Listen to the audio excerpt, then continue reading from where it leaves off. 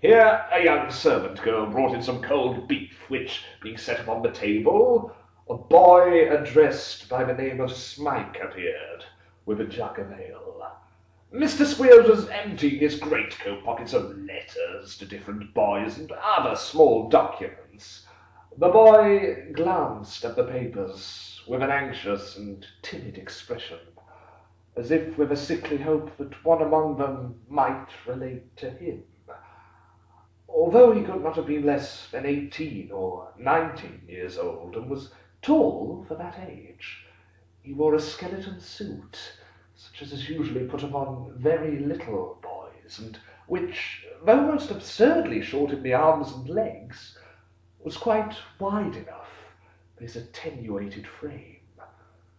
He was lame, and as he feigned to be busy in arranging the table, glanced at the letters with a look so keen and yet so dispirited and hopeless that Nicholas could hardly bear to watch him.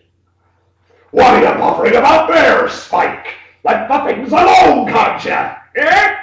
Ah, so it's you, is it?" "Yes, sir. Is there—" "Well, what are you stammering at?" Did anybody, has nothing been heard about me?" "Devil a bit. Not a word, and never will be. Now, this is a pretty sort of thing, isn't it? That you should have been left here all these years, and no money paid after the first 6. No notice taken. No clue to be got who you belong to. It's a pretty sort of thing that I should have to feed a great fellow like you, and never ought to get a penny for it, isn't it?"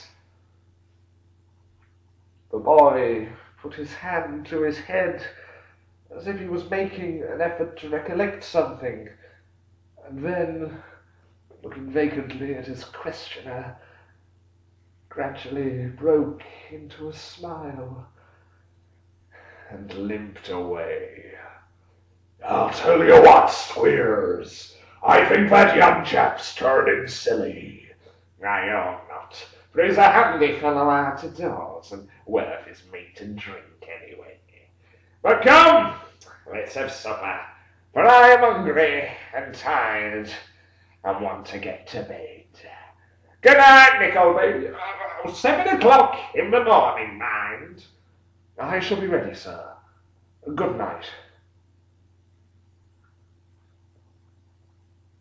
"7, Nickleby!"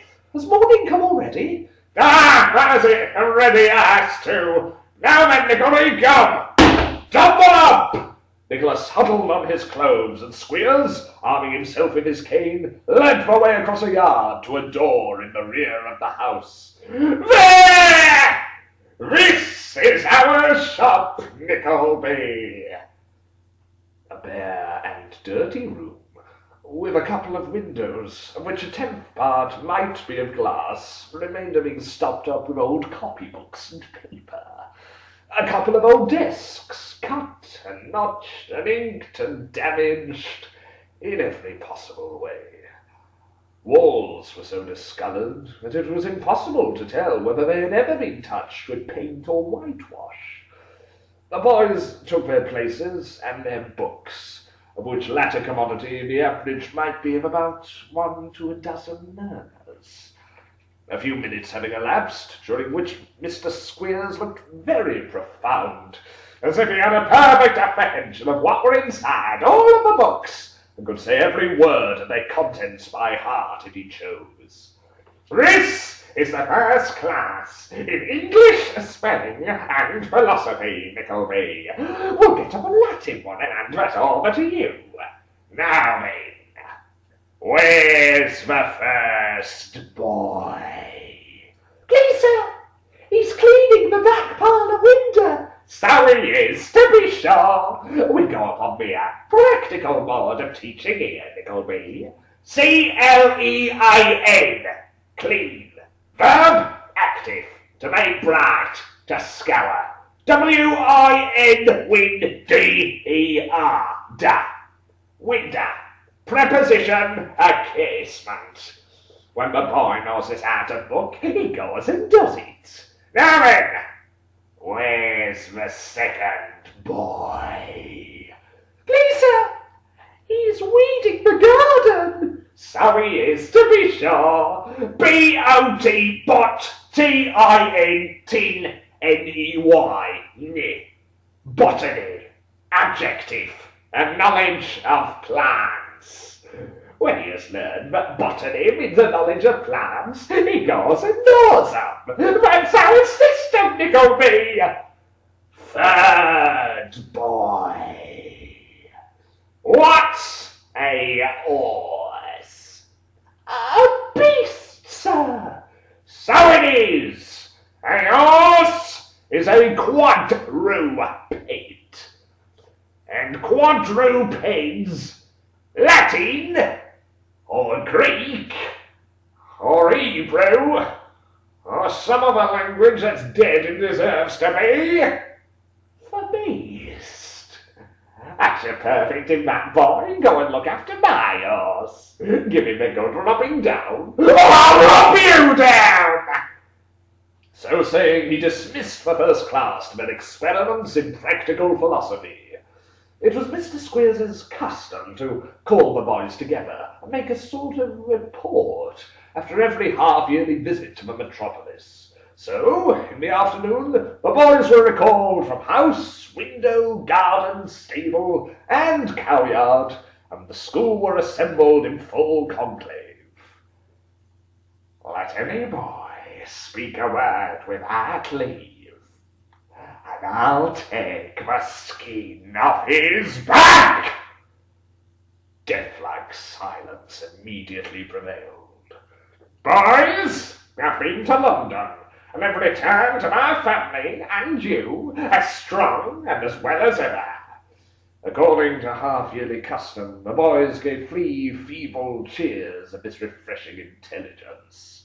Such cheers! I have seen the parents of some boys, and they're so glad to hear how their sons is getting on, that there's no prospect at all of their going away, which, of course, is a very pleasant thing to reflect upon, for all parties. I am a disappointment to contend against. Boulder's farmer were £2.10 short. Where is Boulder? Come here, Boulder!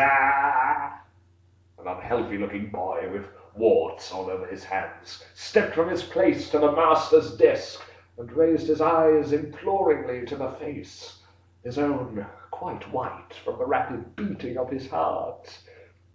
Boulder! Boulder! If your father thinks that because...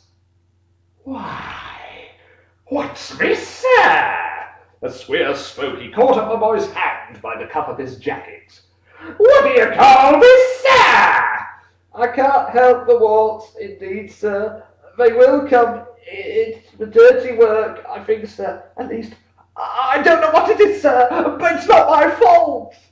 Boulder, you're an incorrigible young scoundrel. And as the last thrashing did you no good, we must see what another will do toward beating it out of you. Mr. Squeers fell upon the boy and caned him soundly. There! Rub away as hard as you like! You all fat off in an eye! In course of time, Squeers retired to his fireside. Nicholas sat down, depressed and self-degraded. As he was absorbed in these meditations, he encountered the upturned face of Smike, on his knees before the stove, picking a few stray cinders from the hearth and planting them on the fire. When he saw that he was observed, he shrunk back, expecting a blow. You need not fear me. Are you cold? No, I am not cold. I am used to it.